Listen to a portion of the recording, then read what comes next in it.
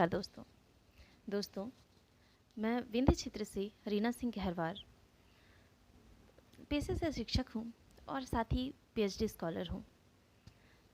आप सभी के समक्ष मैं कुछ कविताओं के माध्यम से आज पहली बार जुड़ने का प्रयास कर रही हूँ। देखते हैं, अगर आपको ये प्रयास अच्छा लगा तो ये आगे चलता रहेगा, नहीं अच्छा लगा तो कोई बात नहीं। ये मेरा पहला प्रयास है, इसलिए कुछ गलतियाँ भी हो सकती हैं, कोई बड़ी चीज़ नहीं है, तो उसे अवॉइड कीजिएगा और कविता अगर पसंद आती है तो उसे एंजॉय कीजिएगा। मैं आज पहली बार आप लोगों के समक्ष पुष्प नाम से एक कविता प्रस्तुत करने जा रही हूँ। पुष्प मेरे चयन का कारण ये था कि पुष्प एक ऐसा शब्द है जिसको सुनते ही हर मनुष्य के मन में अलग अलग भाव जागृत होने लगते हैं।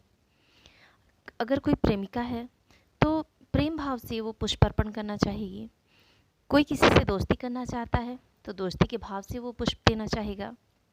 किसी से कोई गलती हो गई है तो वो पुष्प देकर अपनी गलती की माफ़ी मांगना चाहेगा। और अगर कोई किसी की बहुत ज़्यादा श्रद्धा करता है, किसी को बहुत मानता है, पूजा करता है, तो वो अपने मन चाहे पुष्प उन्हें अर्पित करना चाहेगा। बहुत तरीके से, बहुत ही तरह तरह के भाव हैं जो पुष्प को लेकर के हैं। कुछ भाव मैंने यहाँ सजोने का प्रयास किया है। आप लोग सुनिएगा और बताइएगा प्रयास कैसा रहा।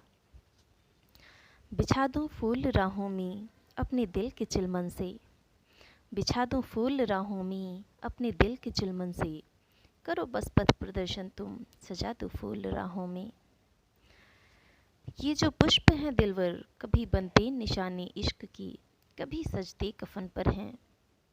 क्योंकि जैसा कि मैंने बताया, अलग अलग भाव से लोग पुष्प का प्रयोग करते हैं। कभी कोई अपने इश्क की निशानी के रूप पर, निशानी के तौर पर पुष्प को अर्पण करता है, देता है दूसरों को। अगर एक प्रेमी प्रेमिका एक दूसरे को फूल देते हैं तो वो अपने इश्क बतौर इश्क की निशानी देते हैं। लेकिन जब देश की सरहद पर कोई वीर शहीद होता है तो हम पूरी श्रद्धा से ये पुष्प उसे अर्पित करते हैं। ये जो पुष्प हैं दिलवर, कभी बनते निशाने इश्क की, कभी सजते कफन पर हैं। कभी रौनक बढ़ाते हुस्न की, कभी रौनक बढ़ाते हुस्न की, कभी डायरी के पन्नों में यादें सजाते इश्क की।